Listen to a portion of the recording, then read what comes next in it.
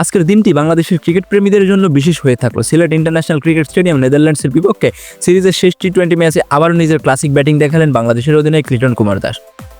মাত্র 46 বলে করা তার 73 রানের ঝোলবল ইনিংস ছিল একেবারে শিক্ষণীয়। পায়ের মুভমেন্ট, টাইমিং, স্ট্রোক প্লেসমেন্ট সবকিছু যেন বইয়ের পাতার লেখার মতো নিখুঁত। প্রতিটি শটে তিনি প্রমাণ করেছেন কেন তাকে বাংলাদেশের অন্যতম সেরা ক্লাসিক্যাল ব্যাটার বলা হয়। প্রথম 2 ম্যাচে লিটন অপরাজিত ছিলেন। প্রথম ম্যাচে 29 বলে 54 রান এবং দ্বিতীয় ম্যাচে 18 বলে 18 রান।